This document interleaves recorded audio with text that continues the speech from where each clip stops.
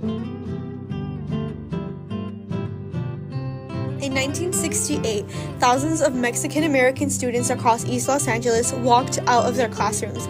They risked punishment, arrest, and even violence to demand something that many took for granted, a proper, equal education.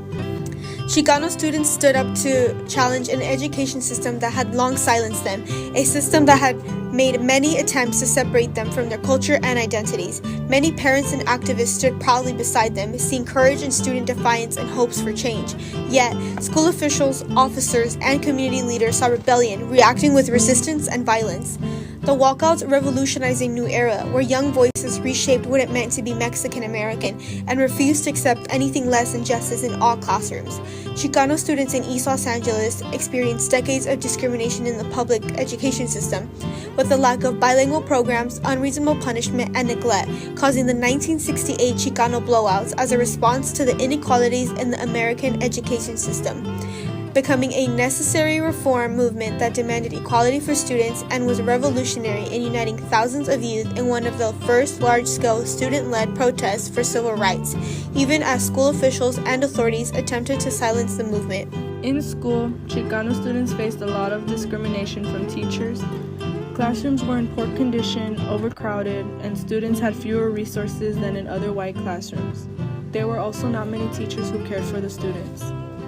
In 1966 to 1967, the protest at Lincoln High School and Garfield High School demonstrated the anger of Chicano students and their demands for better teachers, classes, and respect for themselves and their culture.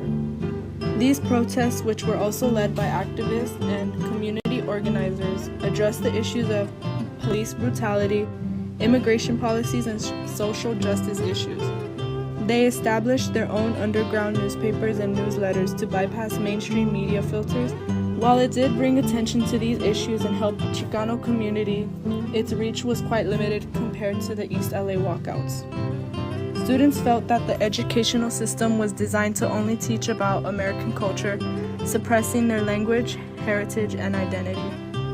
Chicano students had also demanded that their schools hire more Chicano teachers and counselors, bilingual education programs, and include Mexican American history and literature, along with an end to discriminatory practices such as the prohibition of speaking Spanish at school.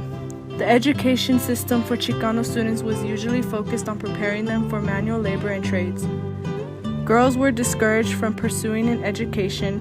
Some teachers didn't even bother teaching them, expecting them to become pregnant instead. Sal Castro, a teacher at Lincoln High School, was one of the few teachers who encouraged the protests and was critical of how schools treated Mexican American students. Most teachers approach the Mexicans with a negative attitude and that you have nothing to give to me. I am going to make you an Anglo come hell or high water. He wanted students to know that it was great to be Mexican, that their culture and history were important, and to appreciate the huge contributions they had made. Chicano students drew up a list of demands and grievances to the Board of Education, only for them not to get a response back. In 1966, graduation rates for Chicano students were primarily low, with some schools having rates as low as 50%. The first walkouts happened on March 1st, 1968, when students across East Los Angeles left their classes and began walking towards exits. At many campuses, the gates were locked, yet groups of students found side doors, climbed fences, and pushed through crowds to get to the streets. The scene was chaotic. Students would run, shout, and urge others to join in, yelling, "Walk out, 10 o'clock."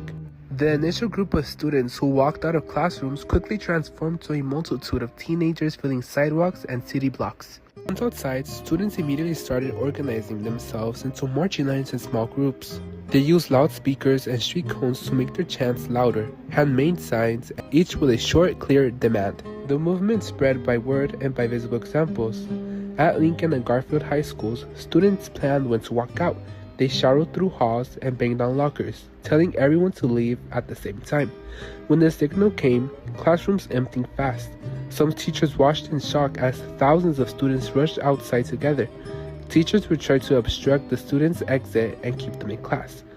The streets were filled with noise and movement. Students marched in groups, chanting together and waving their signs high. Some would constantly repeat "walk out" over and over again.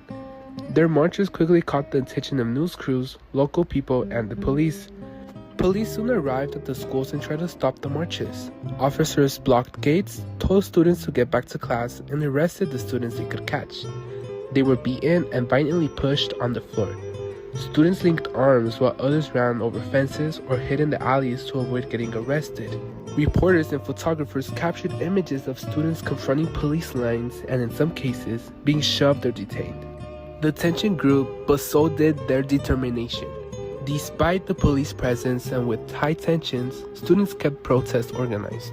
They met in small groups, on the sidewalks, and in nearby parks where student leaders called out the next steps. Older students and recent graduates often took the coordination roles. They would direct crowds, arrange the routes, and make sure the medics and the support of the people could reach those who needed help. During the peak of the protests, thousands were moving across East Los Angeles, including teachers like Sal Castro, who were present at the edge of these crowds. He reminded students that their voices mattered and that change came from standing up for what was right. No matter what police did, even with arrests and pushbacks, the students' chants, tactics, and messages never stopped. The walkouts kept their power through every chant, every march, and every student who refused to stay silent. The 1968 East Los Angeles walkouts marked a pivotal moment for the Chicano students, creating changes that helped initiate significant short and long-term impacts with a great lasting influence. Sal Castro and the other 12 organizers of the walkouts had faced charges for their involvement. They were known as the East Side 13. Their group included community activists and students. They had all been jailed for supposedly disrupting school activities. Their imprisonment helped fuel the determination of the community for the demands of social justice and educational reform. Chicano Studies was started the same year.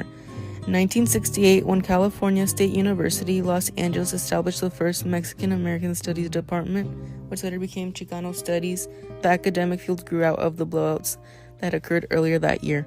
The Los Angeles School District also received reforms in schools with a majority of Mexican-American students. Bilingual bicultural education became compulsory. The district established in-service education programs to teach staff Spanish and increase their understanding of Mexican history, traditions, and culture. These changes were part of a larger effort to provide courses that reflected Mexican-American history and culture. A key demand of the walkouts over the following decades, more Mexican Americans moved into leadership positions like vice principals and principals within LAUSD. The Brown Berets, a Chicano activist group, was given wide recognition with their contributions in the organization of the walkouts. But it wasn't just the Brown Berets, they were given a boost of power from the walkouts. For example, the Chicano Moratorium, a movement of Chicano anti-war activists, was inspired to speak against the Vietnam War and stand against the injustices in the Chicano community, demonstrating how the walkouts gave strength to the Chicano community and gave them a voice. These groups showed the power and unity of Chicanos through activism and the challenges they face for a better impact. This event continues to have a great impact on schools. California offers numerous programs for Spanish-speaking students, including dual language immersion, DLI, and newcomer programs at the K-12 level, which foster bilingualism and academic achievement. Newcomer programs provide support for recent immigrants, focusing on academic progress and English language development while valuing students' cultural and linguistic backgrounds. Going forward, the long-term impact of Chicano walkouts has led to a higher education access for more Chicano graduates in both high school and college, significantly increasing Mexican-American enrollment in colleges. From being among the lowest graduates to becoming higher graduates, Chicanos are impacting the future of America thanks to those who fought for the future generation. The 1968 Chicano school walkouts marked a turning point in the fight for educational justice and civil rights in America. The courage of those students inspired generations to speak out against inequality, proving that young voices could spark lasting change. LAPD sent undercover police and spies to participating schools to uncover organizations favoring the protest. After the firing of Sal Castro, more protests broke out at the school board. Despite negative impacts, the Chicano student movement gained widespread attention. Students inspired other student-led protests and activism across the country. The protests helped launch the Chicano civil rights movement, which emphasized educational rights as a key issue. An end was finally put to discriminatory discipline policies. Chicano students put up with years of discrimination caused by neglect and punishment within public schools regarding students in East Los Angeles, leading to the necessity of demanding equality for students. The Blowouts will remain a part of Chicano history and will be remembered as a pivotal moment in the fight for educational justice and cultural recognition.